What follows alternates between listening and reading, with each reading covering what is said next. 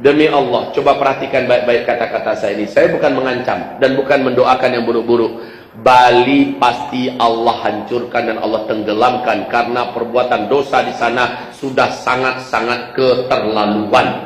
Jika pemerintah di sana tidak segera menghentikan dan menutup maksiat-maksiat itu dan tidak taubat secara massal, maka tidak ada tempat untuk mereka melanjutkan kehidupan di Bali. Maaf Pak Ustadz, kami orang Bali mau bertanya, kenapa Aceh yang ditenggelamkan oleh tsunami besar? Bukankah Aceh itu adalah kota Serambi Mekah? Jika Tuhan menenggelamkan sebuah pulau karena banyak dosa di pulau tersebut, artinya menurut Pak Ustadz, dosa yang ada di Aceh itu sudah sangat keterlaluan, sampai-sampai Allah menenggelamkannya dengan tsunami besar. Benarkah begitu menurut Pak Ustadz? Asal Bapak Ustadz tahu, menurut survei Kementerian Agama tahun 2019, provinsi yang paling toleransi di Indonesia adalah, yang pertama itu Papua Barat, yang kedua itu Nusa Tenggara Timur, dan yang ketiga adalah Provinsi Bali. Dan provinsi paling intoleran di Indonesia adalah, yang pertama itu Aceh, yang kedua itu Sumatera Barat, dan yang ketiga itu adalah Jawa Barat. Dan asal Bapak Ustadz tahu juga, wisata seks berkedok halal itu adanya di Puncak Bogor, Jawa Barat Pak. Prostitusi kok dihalalkan sih Pak? Apakah Bapak lupa, pelecehan seksual terhadap anak, banyak terjadi di beberapa pesantren di Indonesia.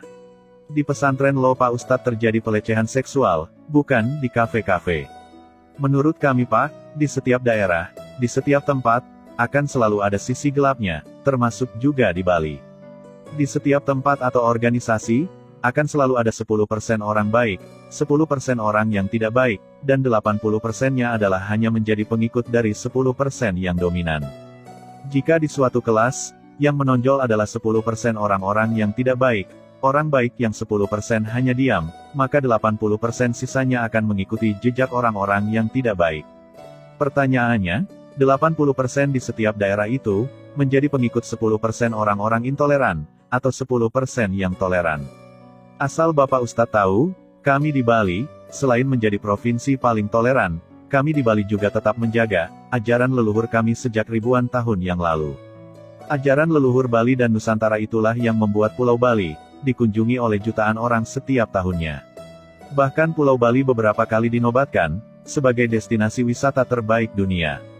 Dan yang terakhir Pak, sekedar mengingatkan Bapak Ustadz, di tahun 2017, Raja Salman dari Arab Saudi, bersama dengan keluarganya, ketika mengunjungi Indonesia, mereka berliburnya ke Pulau Bali Pak, bukan ke tempat lain. Kenapa Raja Salman berliburnya ke Bali Pak? Karena Pulau Bali adalah surganya dunia, pulaunya dewata. Salam Rahayu, Rahayu, Rahayu.